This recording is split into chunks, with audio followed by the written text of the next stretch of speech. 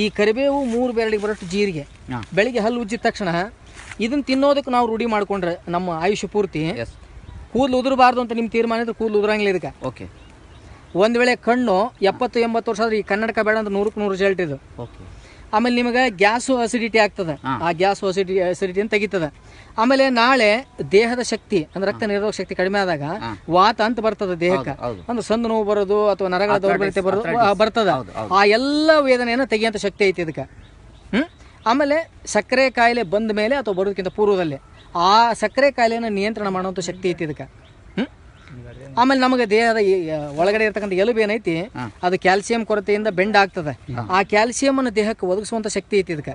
ಪ್ರತಿನಿತ್ಯ ಬೆಳಗ್ಗೆ ಎದ್ಕೊಳ್ಳಿನ 10ರಿಂದ 15 ಹಸಿ ಕರಿಬೇನೆಲೆ 3 ಬೆರಳಿಗೆ ಬರೋಷ್ಟು ಜೀರಿಗೆ ಯಾರು ತಿಂತಾರೋ ಅವರ ಜೀವನ ಪಾವನವಾಗ್ತದೆ. ಅಷ್ಟು ಶಕ್ತಿ ಕರಿಬೇವು ಅದ. ಕರಿಬೇವು ಯಾವ್ದು ಈಗ ನಿಮ್ಮ ಮನೆಯಲ್ಲಿ ಇರ್ತಕ್ಕಂಥ ಕರಿಬೇವಿನದ ಒಂದು 10ರಿಂದ 15 ಎಲೆ ಹಸಿ ಕರಿಬೇನೆಲೆ 3 ಬೆರಳಿಗೆ ಬರೋಷ್ಟು ಜೀರಿಗೆ ಖಾಲಿ ಹೊಟ್ಟೆ ತಗೋಬೇಕ್ರಿ ಬೆಳಗ್ಗೆ ಎದ್ಕೊಳ್ಳಿನ.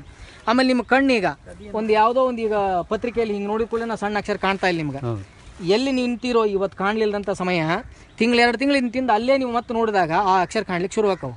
ಅಷ್ಟು ಕಣ್ಣನ್ನು ಕ್ಲೀನ್ ಮಾಡೋಂಥ ಶಕ್ತಿ ಐತಿ ಇದಕ್ಕೆ. ದಯವಿಟ್ಟು ನಿಮ್ಮ ಸ್ನೇಹಿತ ಬಳಗಕ್ಕೆ ಎಲ್ಲರಿಗೆ ಹೇಳ್ರಿ, ತಾವು ಉಪಯೋಗ ಮಾಡ್ರಿ ಇದನ್ನು.